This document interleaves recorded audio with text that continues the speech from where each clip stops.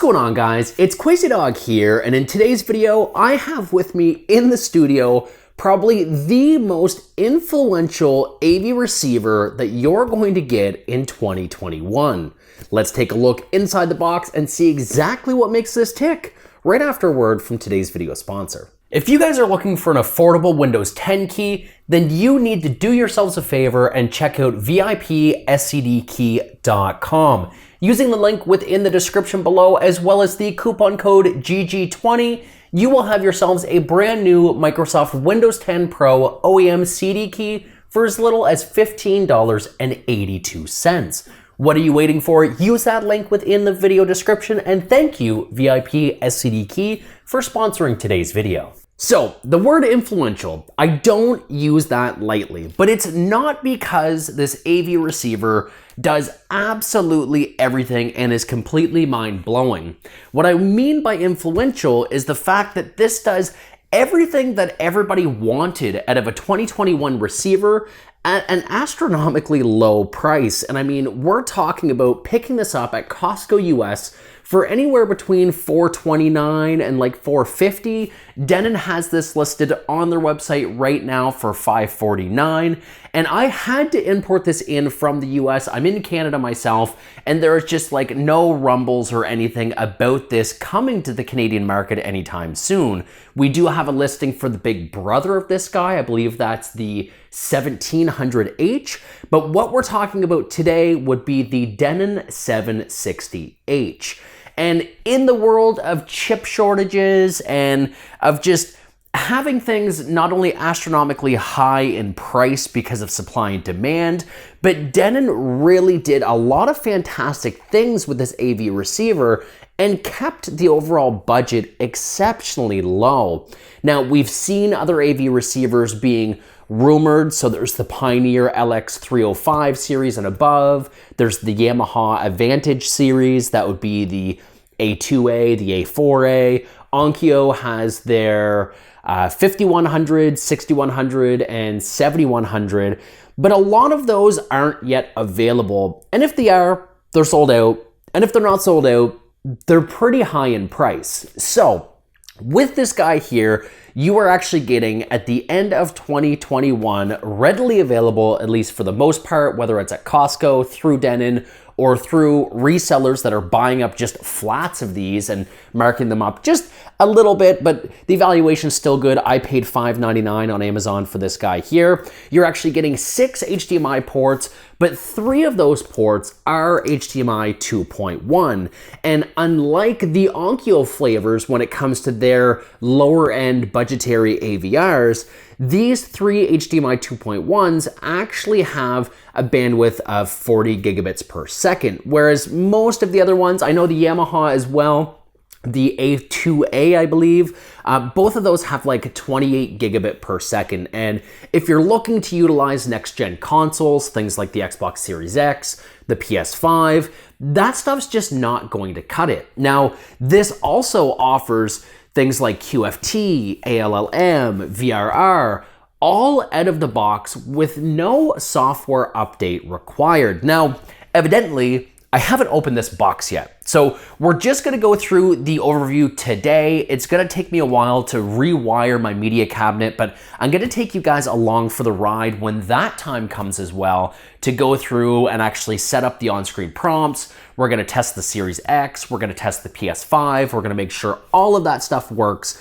But to go over everything about the S760H from Denon, let's go ahead, let's get a top-down view of this guy, and I'm gonna have to get it in frame so I can see it as well. So when you see the list of like absolutely everything it does, it's pretty wild. So we've got AirPlay, Bluetooth, Wi-Fi certified. That's kind of all a given at this point. You have the Odyssey room correction, which I think is at least a minimum must at this point. Amazon Music, DTS:X, Dolby Atmos, Dolby Vision, 8K, which of course we know because of the HDMI 2.1. Multi-zone, it is a 7.2 as well. Only one HDMI out, so I know other flavors, again, and other receivers do have the dual zones, so 2 HDMIs. This guy, for my needs, is just one. I'm replacing an Onkyo NR676, I believe is the one that I have, that has 2 HDMIs, and I've never, ever used the second one. Deezer Audio, iHeartRadio, Napster, Pandora, Sirius, SoundCloud, which is cool to see SoundCloud on an AV receiver. You have certification with Alexa and Hey Google, so with the Google Assistant as well. Probably triggered like 3 assistants just by saying that in my room.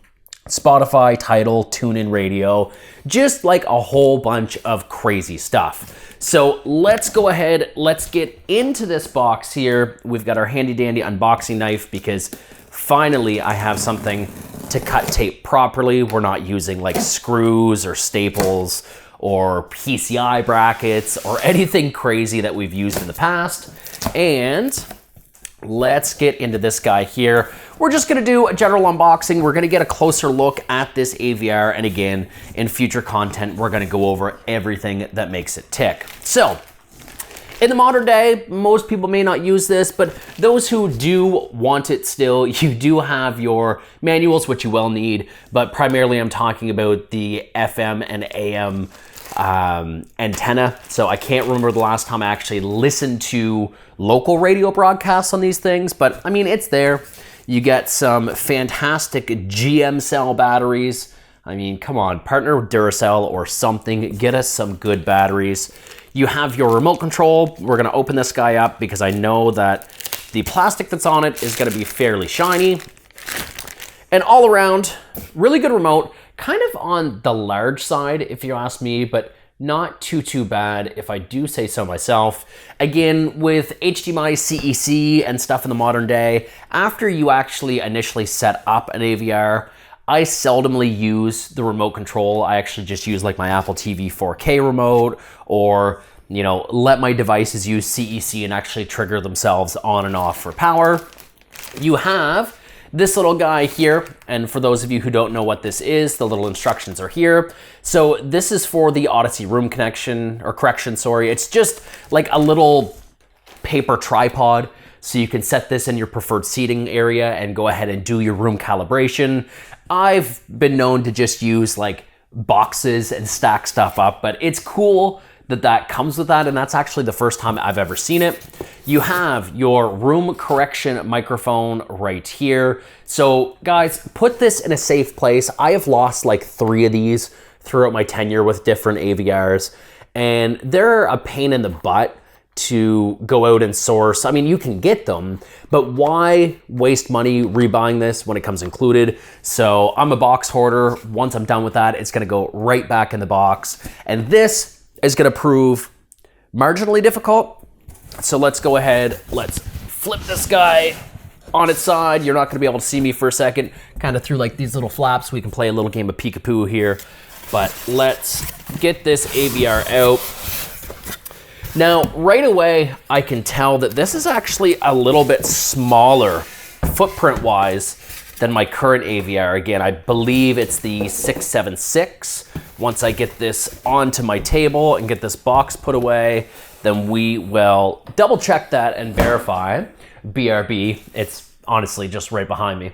So if I take a look, I have the 676, TXNR 676. And I know, like when I was looking before, and the big issue that we've had for like all of 2020 and most of 2021 is we had those faulty boards with the HDMI 2.1 chipset. They weren't certified for variable refresh rate.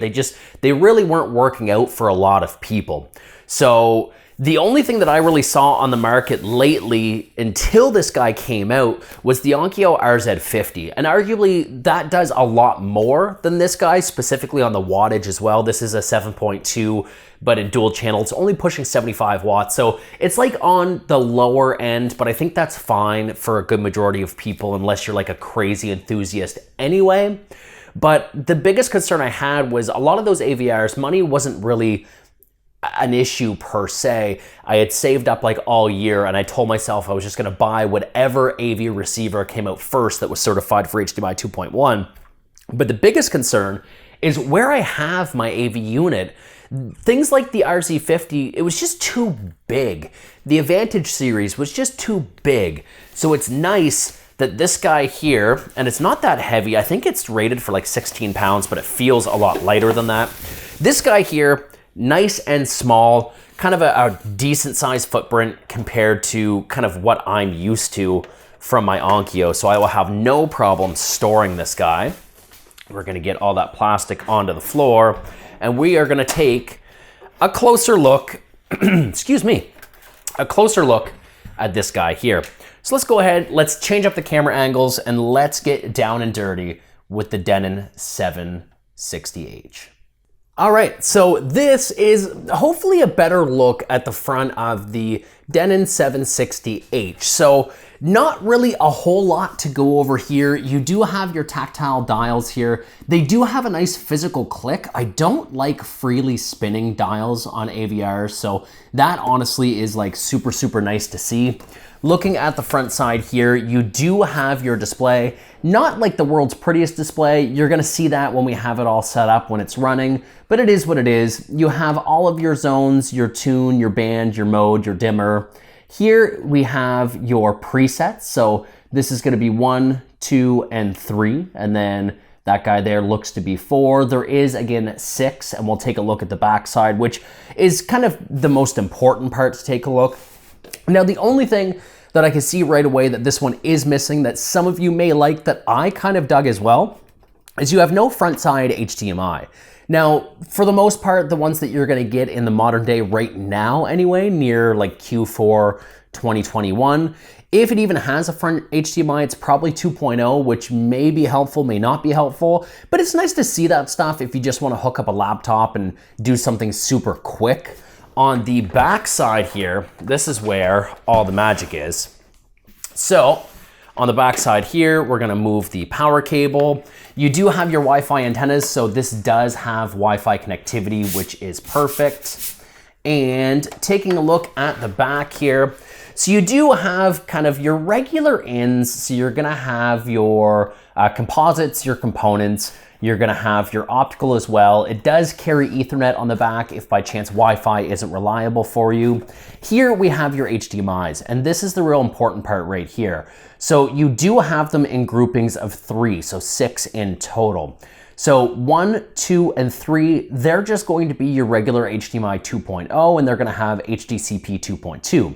Over here, we have your 4, your 5, and your 6, and these are labeled game, aux1, and aux2. Now these guys are your 8K ports. So these are actually gonna either do 8K at 30 frames, or they're going to do the 4K at 120 Hertz. And these are the ports that a lot of modern day gamers have been looking for. On the channel, we did do a sort of unboxing and an overview of an HDMI 2.1 switch, which I think is an exceptional value even still. I'm gonna link that video either in the iCards above or down in the video description. But there's a lot of TVs on the market that still only have one HDMI 2.1. There are some that have 2, and there's a couple that you definitely pay a premium for that would have, let's say, all 4 ports. There's also, like, TCL is bringing out TVs with 3 HDMI ports. What is up with that? I'm really not sure. But 3 2.1 ports honestly should be enough. There's not really a whole lot out right now other than, let's say, a Series X, a PS5, and then maybe an RTX graphics card. Everything else, your Bluetooth player, your Apple TV, everything could go into the HDMI 2.0. So I really think that 3 is that sweet spot, and then you do have your 4K or HDMI 2.1 out. Now, the really nice thing that I like, and again, this is gonna be a throwback to the Onkyo NR5100 or whatever that new model is from them. These guys here, your actual inlets for the speaker wire, they are binding posts. So you can use banana plugs, you can unthread these, you can stick your wire through, you can kind of do whatever you want with these. But other AV receivers within this pricing category, and again, I'm gonna call out Onkyo in this case, they have like those old spring connectors. And the issue with those, not to say they're necessarily bad, but any sort of little pull that you're gonna get would always run the risk of pulling that speaker wire out. And if you're like me, my sort of home theater setup over here, I have everything routed through the wall. So I ended up using like CL2 certified wire, and I went with a larger gauge than what I would need today. And it's that gauge that might not fit in those spring posts. So I also had to wait not only for something like this that had 40 gigabits per second, but I wanted something that had traditional binding posts, something that was gonna be a little bit more universal. Of course, we do have your front right, front left, center, surround right, surround left, surround back, and right and left. And what's really cool, and people who may be getting discouraged where they say, well, you know, where's the addressable heights? You guys can see behind me, I have height speakers as well. Well, even though these are labeled as surround back, you can actually go ahead and you can reassign these for height speakers. And that is absolutely fantastic. It's one thing that I didn't realize myself until I went in and did further research with this AVR. So if you're not running surround kind of sides and surround back, and you have a height setup like I do, then you could reassign this to a couple of different things. And we're gonna go through in another video and take a look at that because I won't be able to get this all wired up today. This guy here is reassignable, which is excellent. And that's pretty much gonna cap it off. Wow, voice crack. That's gonna cap it off for this guy here. So again, when I say this is the most influential AVR of 2021, it's not something that I take lightly. Again, it's not completely 100% feature rich with like everything that you're gonna need. It's not like a 9.2.2. It is 7.2. It is advertised as 75 watts. That's of course when you're pushing 2-channel, but this is going to have your Atmos. This is going to have your Dolby Vision, your HDR+, the HDMI 2.1 with the 40 gigabits. It's going to have the binding posts on the back. It does not need a day one update for all of those features to work like other AVRs. This is a full-fledged 2021 release that even if it was delayed, it's here because there's so many other ones that have been advertised forever that I heard of back in January and then again in April and then again in June and then again in September that are still either on back order or just keep getting delayed or aren't here or are selling $400 or $500 above MSRP. This guy here for sub 500 bucks, if you can find it locally, even if like me, you buy it from a reseller that just goes to Costco and buys like flats of them. For me, $5.99 US, I brought this into Canada. I paid the duty, I paid the currency conversion, all in, I'm like 900 bucks, taxes and everything. And that's still, even though it sounds expensive, that's still an exceptional value considering I was looking at the Onkyo 6100 and that one has an MSRP of $10.99 Canadian, even before tax and everything, and it's been on back order forever. I wouldn't bother going with the 5100. Again, we talked about the binding posts on the back with the spring-loaded wire concealment and all that stuff, and the fact that the throughput for the gigabits per second is like 28 or 25 or something low. It's not the full 40 that I would want for all the next-gen consoles. This guy does everything I need and arguably everything that you may need as a consumer, and it's keeping the price very attainable. And until more people learn about this AVR, it will probably stay that way. My worry is in the holiday season with, you know, people possibly getting next-gen consoles, people putting money into their setups, you may see a higher demand for this based on its price point and feature set right now. And it may either become unattainable or it may go up in price. So I would personally take a look at getting this now. Even if you don't have HDMI 2.1, I think this is a steal for everything that it actually gives you. And I just wanted to let you guys know, a little bit of an education session, if you will. So if you like this video, go ahead and give it a like. I'm gonna have a full list of like the specifications and everything because this was more so just talking about this finally being on the market as far as like a next-gen AVR, but there's a lot of other stuff to cover. So I'm gonna leave all of that information within the video description below so you guys can learn more about this product. I'm gonna have links to this guy here on Costco. I'm gonna have links on Amazon. I'm gonna have links everywhere. And I'm also gonna link the Denon 1700X, which is, I believe, still a 7.2. It's the big brother to this guy. It's not available everywhere. It's slowly starting to get released, but the only thing that I've really noticed that it does that maybe the 760H doesn't do is it's 90 watts versus the 75 as far as advertised wattage, and it has 3D audio support, which for those with a PS5, you know that right now it's not that friendly with things like Dolby Atmos and other DTS codecs. They prefer their own homebrew, which is their 3D audio. So 3D audio is working on the 1700X, or at least built into that. It's not on this guy here, but I would safely say that's less of a hardware thing and more of a software thing. So it may even be something that gets patched into this guy in the future. I was supposed to sign off like 2 minutes ago, so we're gonna do that now. If you like this video, go ahead and leave a like. Let me know if you guys have been waiting for an AV receiver, something that will do HDMI 2.1, something that will kind of fill some niche needs, or what I guess are becoming more common needs when we take a look at where we're advancing technology-wise in the future. I'd love to interact with you guys as always, so the comment section is there. Thumbs up, thumbs down, let me know what you guys think of the video as well. And until my next one, my name is Quasi Dog. You guys have been awesome, and we'll catch you all in my next one. Take care.